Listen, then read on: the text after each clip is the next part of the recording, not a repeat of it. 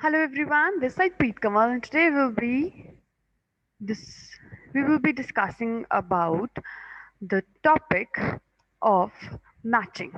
जैसे कि last lecture में हम लोग डिस्कस कर रहे थे अबाउट ट्रांसमिशन लाइंस की हाई फ्रीक्वेंसी जो ट्रांसमिशन लाइंस हैं वो किस तरीके से ऑपरेट करती हैं एंड हाउ दे वर्क और उनके लिए what we have to do. तो आज हम करेंगे next topic in the transmission line, that is the last topic of our syllabus and that is the name of the topic is matching.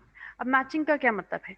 Most of the transmission line applications के अंदर क्या चीज़ होती है, एक रिक्वायरमेंट होती है that the load be matched with the line itself, ताकि जो वो लोड है वो लाइन के साथ मैच कर जाए। ट्रांसमिशन लाइन और लोड के बीच में मैचिंग होनी चाहिए आपस में।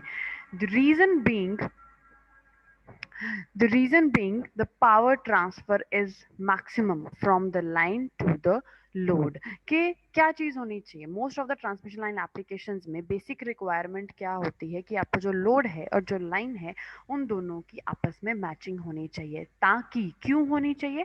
ताकि मैक्सिमम पावर लाइन से लोड में ट्रांसफर हो सके as per the maximum power transfer theorem जो हम लोग पढ़ चुके हैं ऑलरेडी बीडब्ल्यू के अंदर। Right, so this also happens when the impedance of either source or load is a complex conjugate of the impedance of the load or source। तो ये चीज कब पॉसिबल होती है? जब सोर्स या लोड की जो इम्पिडेंस है वो लोड या सोर्स के इम्पिडेंस के कॉम्प्लेक्स कंजुकेट हो। मतलब अगर सोर्स वाली है तो वो लोड के हो, अगर लोड वाली है तो वो सोर्स के हो, कॉम्प्लेक्स कंजुकेट हो। सो दिस कंडीशन, इसको अगर अचीव करना है तो इस कंडीशन को हम क्या बोलते हैं? Impedance matching. किसी भी सर्किट के अंदर नॉर्मली भी जब हम ईडीसी भी पढ़ते हैं उसके अंदर भी या नॉर्मल कोई भी सर्किट्स के अंदर भी जो है वो इम्पिडेंस मैचिंग अचीव करना ज़रूरी है। सिमिलरली जो आपकी ट्रांसमिशन लाइन और लोड है जब उनको हमने कनेक्ट करना है तो उसके अंदर भी इम्पिडेंस मैचिंग होनी ज़रूरी है। तो उसके लिए कुछ इम्पिडेंस मैचिंग एलिमेंट्स जो हैं उसमें एड ऑन किए जाते हैं, जिसमें सबसे पहला है क्वार्टर वेव ट्रांसफॉर्मर। तो जैसे कि हम लोग को पता है कि इम्पिडेंस मैचिंग के लिए हम लोग ट्रांसफॉर्मर्स को यूज़ करते हैं। This is the best way to connect and to match the impedance, and along with that to transfer the maximum power from one side to the other side. So this is the best equipment that we use, the best component we can say that we can use quarter wave transformer। But उसकी कुछ disadvantages भी होती हैं, बल्कि है and उसको थोड़ा सा ज़्यादा कॉम्प्लेक्स है उसको सर्किट को कनेक्ट करना, और उसके लिए हमें प्रॉपरली उस चीज़ को मैच करना ज़रूरी है। उसकी जो हमारी लाइंस हैं, जो टर्न्स हैं ट्रांसफार्मर की, उनको मैच करना बहुत ज़्यादा इंपॉर्टेंट होता है। तो क्वार्टर वेव ट्रांसफार्मर जो है, a transmission line of length equal to 1/4 of the wavelength of the fundamental frequency of the wave propagating through it is called quarter wave transformer। तो यहाँ पे जो quarter wave transformer हम लोग use कर रहे हैं, it is not exactly the transformer we are inserting in the transmission line, but other than that एक ऐसी transmission line हम लोग यूज करते हैं जिसकी जो लेंथ है वो उसकी फंडामेंटल फ्रीक्वेंसी, जो उसके अंदर जो वेव ट्रैवल कर रही है उसकी जो फंडामेंटल फ्रीक्वेंसी है उसका अगर वो 1/4 हो जाए तो उसे क्या बोलते हैं? क्वार्टर वेव ट्रांसफार्मर बोल देते हैं। एंड इसको हम लोग यूज करते हैं इम्पिडेंस मैचिंग के लिए, पर्टिकुलरली हाई फ्रीक्वेंसीज के ऊपर। राइट, तो ये चीज़ जो है हम लोग क्वार्टर वेव ट्रांसफार्मर्स जो हैं वो ऑलरेडी डिस्कस कर चुके हैं। राइट, तो जी इन की वैल्यू कॉश और उसके साथ और एल की वैल्यू, बीटा की value, this we have already discussed. Right, तो ये चीज़ मैंने आपको रिपीट क्यों करवाई? जब लास्ट लेक्चर में हम लोग ये डिस्कस कर चुके थे तो ये चीज़ रिपीट इसलिए करवाई ताकि आपको जो कॉन्सेप्ट जो हम लोगों ने लास्ट लेक्चर में डिस्कस किया था मैचिंग का, वो एक बार दोबारा से रिकॉल हो जाए। तो आज का जो हमारा मेन टॉपिक है दैट इज स्टब्स। अब स्टब्स का क्या मतलब है? A section of transmission line can be used as an impedance matching element by inserting it between the load and the source। Source और लोड के बीच में अगर ट्रांसमिशन लाइन का एक सेक्शन, एक पर्टिकुलर सेक्शन को हम लोग इंसर्ट करते हैं as an impedance matching element, तो उसमें क्या पॉसिबल होता है? To connect the sections of open and short circuited line called stub in shunt. with the main line at some points in order to achieve the impedance matching। तो उस time पे अगर हम एक ट्रांसमिशन लाइन के section को insert करते हैं इनपुट यानी कि सोर्स और आउटपुट यानी कि लोड के बीच में, उसको इम्पिडेंस मैचिंग एलिमेंट बोलते हैं। तो पॉसिबल है to connect the sections, open और शॉर्ट सर्किटेड लाइन के सेक्शंस को कनेक्ट करना पॉसिबल बन जाता है in shunt with the main line. तो हमने उसे सीरीज में कनेक्ट नहीं करना है, उसको शंट में कनेक्ट करना है। You can see here in the diagram. So this is called as single stub matching. तो ये जो शॉर्ट सर्किटेड लाइन होती है उसे बोलते हैं स्टब, और इसको हम यूज करते हैं to achieve the impedance matching. और ये जो प्रोसेस है इस स्टब को इस तरीके से ट्रांसमिशन लाइन के अंदर कनेक्ट करने का, उसके बीच में कनेक्ट करने का in a shunt manner, parallel manner, not in a series but in a parallel manner, तो इसे हम बोलते हैं स्टब मैचिंग, राइट। तो फर्स्ट ऑफ ऑल जो ए है यहाँ पे, length of the main line remains constant. तो फॉलोइंग एडवांटेजेस क्या हैं अगर हम स्टब मैचिंग टेक्निक यूज करते हैं इम्पिडेंस मैचिंग के लिए rather than quarter wave transformer. तो उसका बेनिफिट क्या है कि जो लेंथ है ट्रांसमिशन लाइन की वो ऑल्टर नहीं होगी, वो चेंज नहीं होगी, that will remain the same. Second benefit क्या है, the characteristic impedance of the line that will remain constant, right.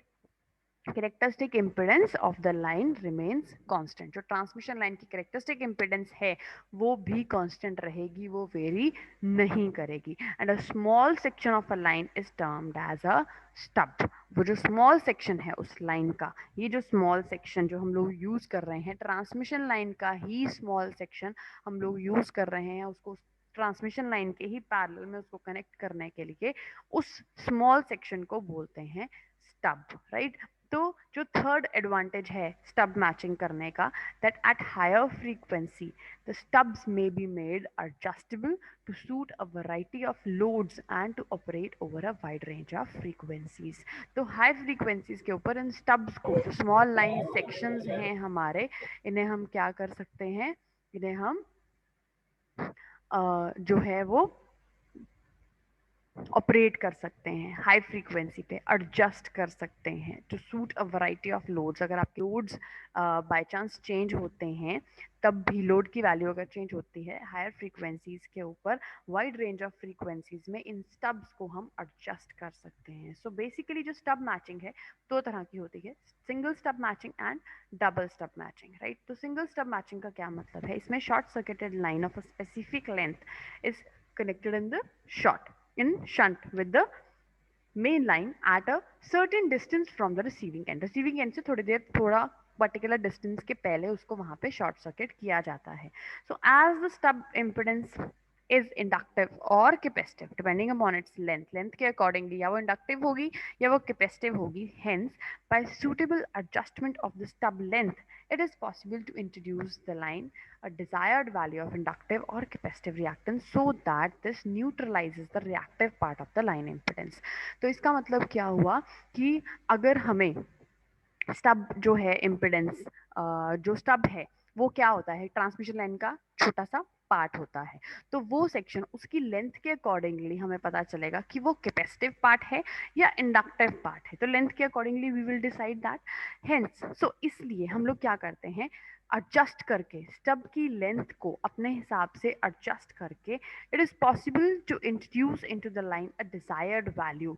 तो उस चीज से अगर हम पर्टिकुलर लेंथ डिसाइड कर लेंगे तो हमें पता चल जाएगा, या हम अपने अकॉर्डिंगली इंडक्टिव या कैपेसिटिव रिएक्टेंस को जो है इंट्रोड्यूस कर सकते हैं उस लाइन के अंदर, जिससे हमें क्या होगा, जो रिएक्टिव पार्ट है लाइन इम्पिडेंस का, यानी कि चाहे अगर वो इंडक्टिव पार्ट है तो यहाँ पे उस तरीके से हम लोग इंसर्शन करेंगे, अगर वो कैपेसिटिव पार्ट है तो उसके अकॉर्डिंगली जो स्टब इंसर्ट किया जाएगा और उसके हिसाब से जो रिएक्टिव पार्ट है वो क्या करेगा, न्यूट्रलाइज हो जाएगा, और जिसकी वजह से हमारा जो मैक्सिमम पावर है वो ट्रांसफर होगा और लॉसेस उतने ही कम होंगे। तो स्टैंडिंग वेव्स जो हैं वो सेटअप हो जाती हैं लाइन के अंदर, जैसे हम लोग ऑलरेडी पढ़ चुके हैं SWR VSWR, राइट। तो स्टैंडिंग वेव्स जो हैं वो सेटअप होती हैं लाइन के अंदर, where the load impedance is not equal to the characteristic impedance. Standing waves का रीजन क्या होता है, क्यों जनरेट होती हैं standing waves? They are because when the load impedance does not match with the characteristic impedance, यानी कि load impedance और characteristic impedance में अगर difference होता है तो standing waves generate होती हैं। और जैसे जैसे जो लोड है वो सोर्स की टुवर्ड्स मूव करता है, तो लोड इम्पिडेंस जो इनपुट इम्पिडेंस है इट वेरीज, वो वेरी करती है from maximum to minimum lambda by 4 distance पे।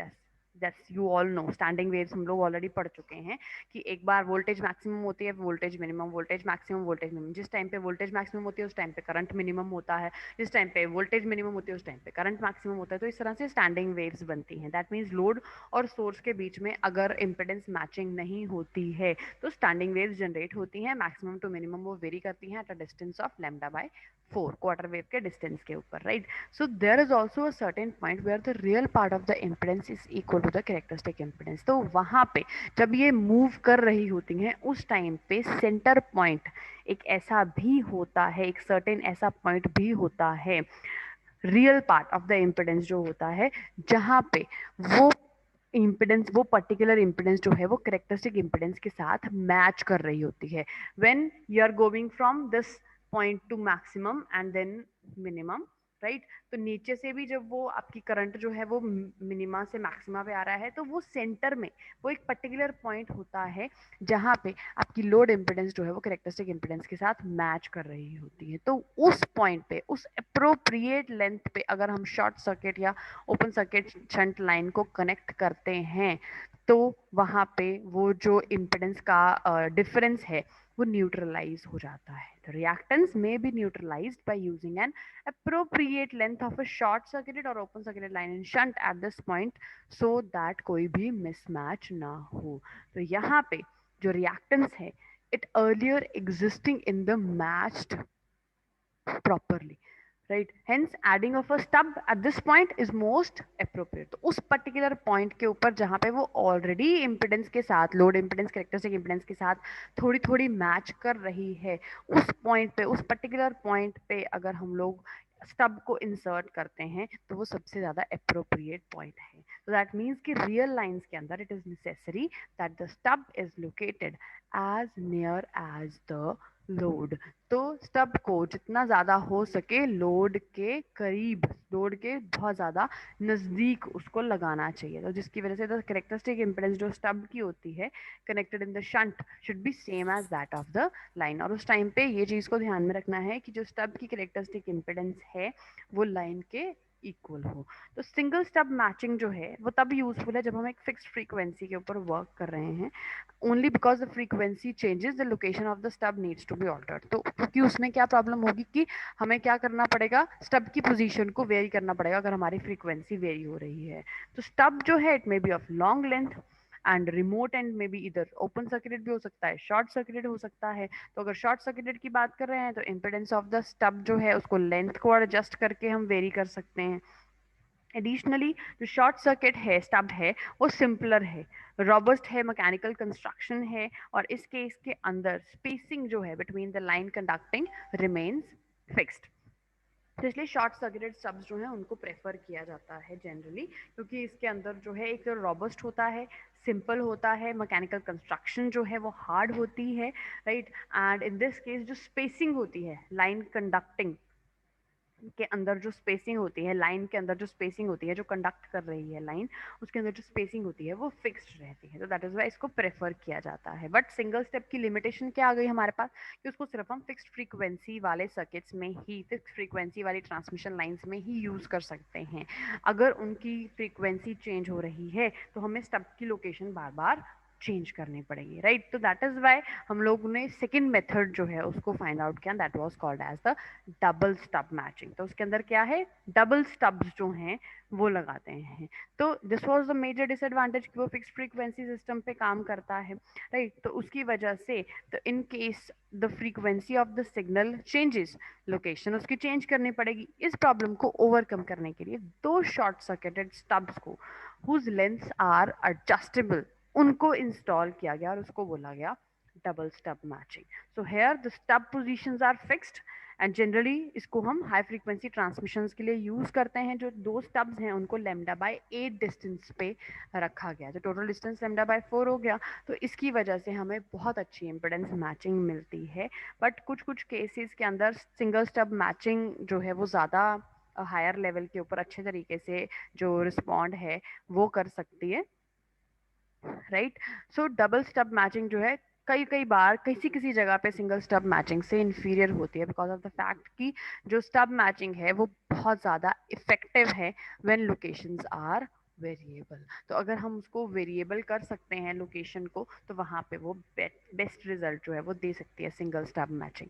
राइट. तो दैट इज़ वाई. लेकिन अदर देन दैट हम सिंगल स्टब मैचिंग और double stub matching depending upon the requirement of the transmission line और the depending upon the frequency इसको cover up किया जा सकता है. राइट. सो एनालिटिकल एक्सप्रेशंस को अगर हम देखें कि determination length of the stub हम लोग कैसे कैलकुलेट कर सकते हैं. So this is how we can calculate. ये कुछ इक्वेशंस हैं.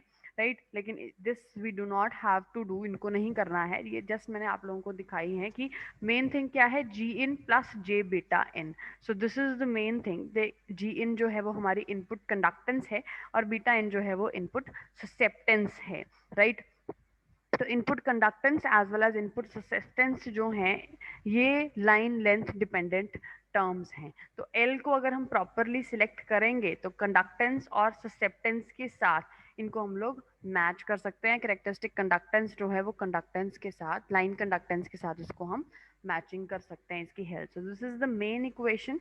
राइट. तो this you do not have to go through this analytical expression but just this is for the information कि इस तरीके से हम लोग उनकी लेंथ जो है स्टब की लेंथ कैलकुलेट कर सकते हैं. क्योंकि स्टब की लेंथ कैलकुलेट करना इज़ वेरी इंपॉर्टेंट क्योंकि उसी के अकॉर्डिंगली हमारी जो रिएक्टेंस है वो वर्क करेगी एंड उसी के अकॉर्डिंगली आपकी इम्पिडेंस मैचिंग जो है वो डिसाइड होगी. Right. So this was all about today. I wish it is all clear to you. If still there will be any doubt we will be taking them live. Till then take care and bye bye.